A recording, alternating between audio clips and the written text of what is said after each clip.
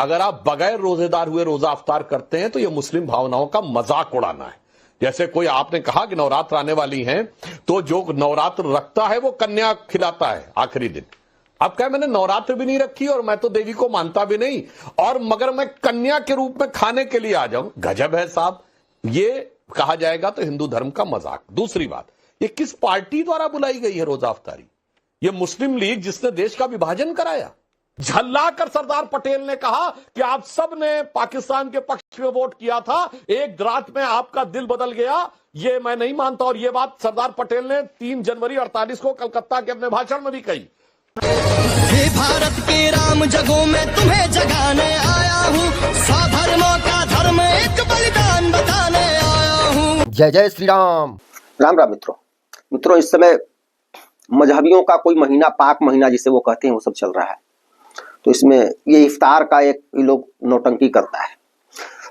इस इफ्तार में इस समय आप देख रहे होंगे, आप जिसे अपनी जाति का नेता मानते हैं, आप एक हिंदू हैं चाहे जिस भी जाति से हो आप, यह तो मानते हैं, और हिंदू होते हुए आप जिसको अपनी जाति का नेता मानते हैं कि वह भी हिंदू है, वो सारे इस समय इफ्तार में जा रहे हैं और वहां खूब इफ्तार कर रहे हैं, मजे ले रहे हैं, और उसको ये धार्मिक काम बताते हैं। लेकिन यही नेता जिसे आप हिंदू समझते हैं, जिसे आप अपनी जात का समझते हैं, इन्होंने राम मंदिर का विरोध किया। राम मंदिर भी तो धार्मिक काम था। कुंभ का विरोध किया, कुंभ को मृत्यु कुंभ कहा। क्या आप इन सब चीजों का ध्यान नहीं रखते हैं? सिर्फ जाति के नाम पर आप पागल हुए जा रहे हैं, आप गुलाम हुए जा रहे हैं, अपनी बहन बेटियों, अपनी आने वाली पीढ़ियों को नाश की तरफ धकेल रहे हैं। इस विषय को लेकर जो डिबेट थी, उसमें सपा प्रवक्ता राजकुमार भाटी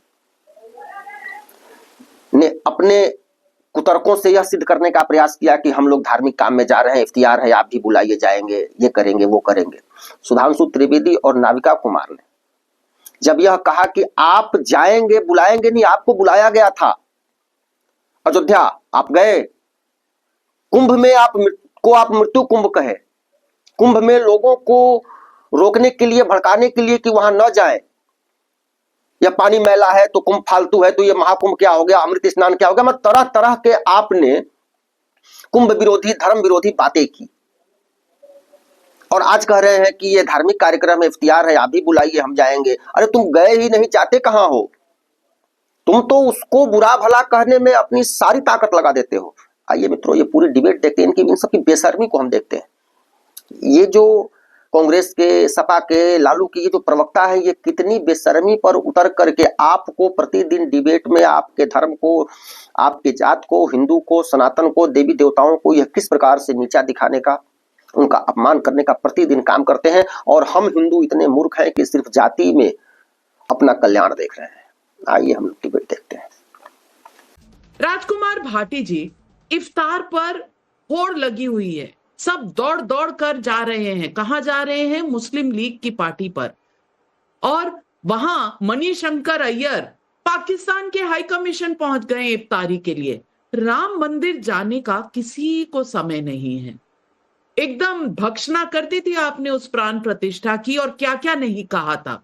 मृत्यु कुंभ, महाकुंभ कहने वाले इफ्तारी के लिए बहुत जल्दी चले जाते हैं। ये राजकुमार भाटी जी, हिंदुओं से, सनातन से इतनी नफरत क्यों है? नहीं, ये तो आपका काल्पनिक सवाल है और आपके दिमाग में घूम रहा होगा कि हिंदुओं से नफरत है। मेरा फोन कट गया, कृपया इनसे पीसीआर से कह दें मेरा फोन जोड़ दें। बाकी मैं अपनी बात कहता हूं, मैंने आपका सवाल पूरा सुन लिया कि नवका जी, इसका एक जवाब तो ये है कि अब जब नवरात्र आए अब की बार, तो आप नवरात्रि में वो करते हैं, भंडारा करते हैं, लोगों को बुलाते हैं, आप करना और अखिलेश यादव जी को निमंत्रण देना। अखिलेश यादव जी आपके नवरात्रि के भंडारे में भी उतने ही प्रेम से, उतनी मोहब्बत से आएंगे, श्रद्धा पूर्वक आएंगे। हम लोग चाहे हमें प्यार से हिंदू बुलाए, मुसलमान बुलाए, सिख बुलाए, ईसाई बुलाए, जो प्यार से और सम्मान से बुलाता है, हम उसकी भावनाओं का ख्याल रख के उसके कार्यक्रम में जाते हैं। तो इफ्तारी का जवाब तो ये है। इफ्तारी में जाने का मतलब हिंदुओं से नफरत करना नहीं होता। ऐसा परसेप्शन इस देश में न परोसा जाए, ये देश के लिए बहुत खतरनाक होगा। देश विभाजित हो जाएगा कि किसी मुस्लिम समुदाय के कार्यक्रम में जाना हिंदुओं से नफरत करना है। हम दोनों से एक साथ भी तो मोहब्बत कर सकते हैं। हम हिंदू से भी प्यार करें, हम मुसलमान से भी प्यार करें, हम हिंदू के त्योहारों में भी शामिल हों, हम मुसलमान के त्योहार में भी शामिल हों, उनके नवरात्र में भी उनके इफ्तारी में भी शामिल हों, हिंदुओं के नवरात्र में भी शामिल हों। ऐसा देश भी तो हम बना सकते हैं, ऐसा समाज भी तो बना सकते हैं। हमारा ऐसी सोच क्यों है कि जो इफ्तारी में चला गया वो हिंदुओं का दुश्मन हो गया? नंबर एक बात। दूसरी बात, जब आप ये कहती हैं कि अखिलेश जी का नाम लेके या ममता बनर्जी जी का नाम लेके या मेरा नाम लेके कि हम हिंदुओं के दुश्मन हो गए, तो ये हंसने लायक बात है, क्योंकि हम खुद हिंदू हैं। हम हिंदुओं का दुश्मन होने का मतलब है कि हम अपने परिवार के दुश्मन हो गए, अपने बच्चों के दुश्मन हो गए, अपने रिश्तेदारों के दुश्मन हो गए, क्योंकि हमारे सारे रिश्तेदार हिंदू हैं, हमारे बच्चे हिंदू हैं, हमारा परिवार हिंदू है, हमारा पड़ोस हिंदू है। तो ये एकदम हास्यास्पद बात है। लेकिन सवाल असली ये है नाविका जी, ये क्यों हो रहा है? ये इसलिए हो रहा है कि उत्तर प्रदेश में अभी पुलिस भर्ती का रिजल्ट आया है, ओबीसी और एससी के साथ खुली बेईमानी की गई है। ओबीसी की सीटें रोक कर ओबीसी की कट ऑफ ऊपर है और ईडब्ल्यूएस की कट ऑफ नीचे है, यानी ईडब्ल्यूएस ओबीसी से कम नंबर पाकर सेलेक्ट हो रहा है। यही शिक्षक भर्ती में हुआ था। शिक्षक भर्ती में हाईकोर्ट का आदेश है कि 3 महीने के अंदर नई सूची बनाई जाए और ओबीसी को भर्ती किया जाए। ओबीसी के साथ जो बेईमानी हुई है, योगी जी ने नहीं बनाई। तो ओबीसी और एससी इस अन्याय की तरफ से नजर न करे, इस अन्याय के खिलाफ न बोले, इस सरकार की पोल न खुले, इसलिए हिंदू मुसलमान के सवाल उठाए जा रहे हैं, रोज उठाए जा रहे हैं, नए नए सवाल लेके आए जा रहे हैं। चलिए राजकुमार भाटी जी, चलिए ये मैं मान लेती हूँ कि आपको हिंदू मुसलमान सिखों से सबसे प्यार है, बहुत अच्छी बात है, आप हिंदू हैं, मैं जानती हूँ।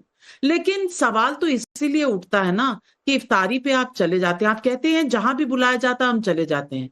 इफ्तारी पे आप गए, राम मंदिर की प्राण प्रतिष्ठा में बहुत आदर के साथ आपको मंदिर के ट्रस्ट ने बुलाया था, बीजेपी ने नहीं बुलाया था, मंदिर के ट्रस्ट ने बुलाया था, हिंदू ट्रस्ट ने बुलाया था, लेकिन आप नहीं गए, आज तक नहीं गए।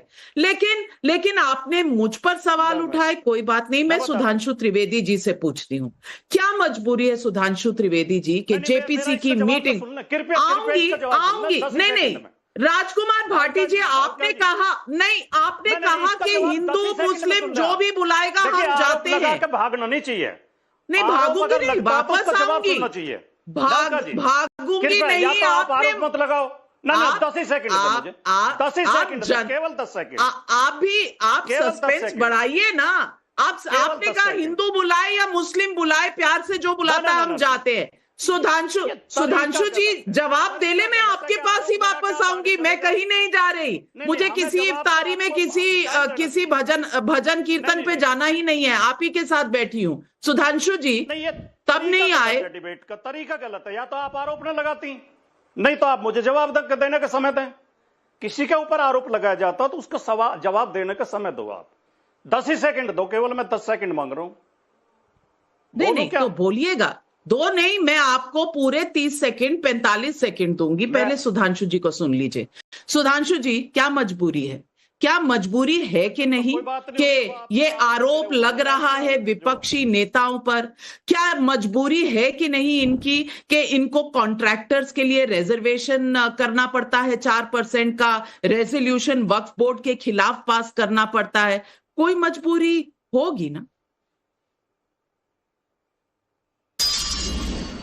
देखिए, पहली बात मैं स्पष्ट कर दूं, राजकुमार भाटी जी ने कहा किसी के शादी ब्याह की दावत या कार्यक्रम की दावत और रोजा अफ्तारी में अंतर है।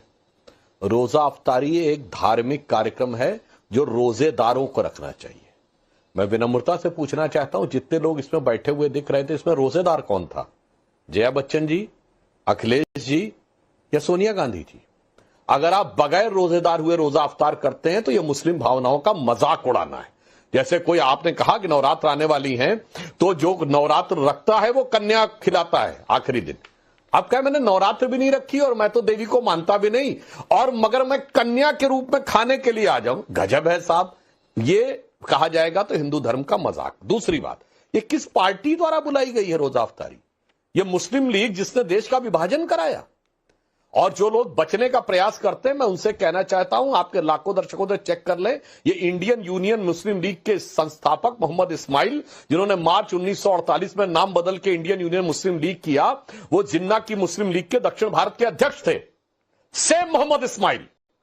और जिन्होंने 1946 की प्रोविंशियल असेंबली के इलेक्शन में मद्रास प्रेसिडेंसी, जिसमें लगभग पूरा दक्षिण भारत आता था, 30 में से 30 सीटें मुस्लिम लीग ने जीती और मुसलमानों का 95% वोट मिला। कितना? 95%। जबकि पता था दक्षिण भारत कहीं से भी नहीं जाने वाला है पाकिस्तान में, और वो सारे के सारे मुसलमान नहीं हैं। और उसके बाद उनको जानते क्या उपाधि दी गई थी राजकुमार भाटी जी? कायदे मिल्लत। क्योंकि कायदे आजम जिन्ना कहा जाता था मोहम्मद इस्माइल और पीके पोकर साहब बहादुर, ये दो जिन्ना के इक्विवेलेंट माने जाते थे और यही मुस्लिम लीग के सदस्य बने। और 27 अगस्त 1947 को कॉन्स्टिट्यूएंट असेंबली में इन लोगों ने डिमांड की कि मुसलमानों को सेपरेट इलेक्टोरेट दिया जाए। झल्लाकर सरदार पटेल ने कहा कि आप सब ने पाकिस्तान के पक्ष में वोट किया था, एक रात में आपका दिल बदल गया, ये मैं नहीं मानता। और ये बात सरदार पटेल ने 3 जनवरी 48 को कलकत्ता के अपने भाषण में भी कही। उन्होंने कहा मगर फिर ये अब ये मत कहो कि अलग चाहिए। उन्होंने कहा छोटा भाई बड़ा भाई, छोटा भाई बड़ा भाई देख के हम बहुत भुगत चुके, ये सरदार पटेल ने कहा। तो कहा आप देश के लिए क्या कर सकते हो ये बताओ। उस मुस्लिम लीग के साथ जाके ये खड़े हो रहे हैं, उसके में रोजा अफ्तारी कर रहे हैं। साहब, देश के साथ भी आप धोखा कर रहे हैं और मुस्लिम समाज के साथ भी आप धोखा कर रहे हैं। इसलिए मेरा सीधा सवाल आपसे यह था कि ये बताइए, अभी जब आप ये कहने का प्रयास करते हैं तो साहब आप कहते हैं कि नहीं वो हिंदू वाले में तो जाने में ये है, वो समस्या है, फलाना है, ढिमाका है, ये है, वो है, परंतु यहां पर आपको नजर आता है। इसलिए, और मैं एक और बात बता दूं दर्शकों को, ये मुस्लिम लीग वो मुस्लिम लीग है जिसने हमास का भी समर्थन किया था। और मैं दर्शकों को एक और बात बता दूं, हमारे ये सारे साथी लोग सुन लें, ये लोग कहते हैं ना कि साहब वो सो कॉल्ड बाबरी मस्जिद तोड़कर मंदिर बना दिया गया तो ओरिजिनल रहना चाहिए। अब सुनिए, हाइगा सोफिया मस्जिद जो कि टर्की में है, इस्तांबुल में, ओरिजिनली चर्च था, किंग जस्टिनियन ने बनाया, उसके बाद उसको मस्जिद बना दिया गया, उसके बाद इसमें कमाल अतातुर्क के जमाने में उसे एक स्मारक बना दिया गया और उसे फिर बनाया गया मस्जिद। और मुस्लिम लीग, यही इंडियन यूनियन मुस्लिम लीग ने ऑफिशियल समर्थन किया। मेरे भाई एक स्टैंड अप में बता दो, तो फिर बैन क्यों नहीं कर देते सुधांशु त्रिवेदी जी? इंडियन यूनियन मुस्लिम लीग को आप सरकार में है, आप बैन कर दीजिए। जिसने भारत का विभाजन किया, आपकी सरकार को उस पार्टी को बैन कर देना चाहिए। लेकिन राजकुमार भाटी जी, सवाल कई उठाए सुधांशु त्रिवेदी जी ने, जवाब मैं बिल्कुल जवाब देता हूं। सुधांशु त्रिवेदी जी पूरे 5 मिनट बोले हैं, मैं उम्मीद करूंगा कि आप मुझे 2 मिनट दे देंगे और अनइंटरप्टेड दे देंगे, बीच में नहीं रोकेंगे, ये उम्मीद करता हूं। और आप मुझ पे भड़केंगे नहीं कि मुझे पत्रकारिता मत सिखाओ, मुझे 35 साल हो गए पत्रकारिता करते हुए। मैं एक तो ये कहना चाहता हूं, ये डिबेट का तरीका नहीं होता कि आप। तो मित्रों, कैसा लगा आप लोगों को ये वीडियो? कमेंट जरूर कीजिएगा, लाइक शेयर भी संभव हो तो करें। और एक निवेदन है कि अधिक से अधिक लोगों से चैनल को सब्सक्राइब करवाएं। आप सहयोग भी कर सकते हैं, यूपीआई आईडी और बैंक डिटेल भी है, आप चाहे तो सहयोग भी कर सकते हैं। मिलते हैं अगले वीडियो में हम लोग फिर, तब तक के लिए नमस्कार।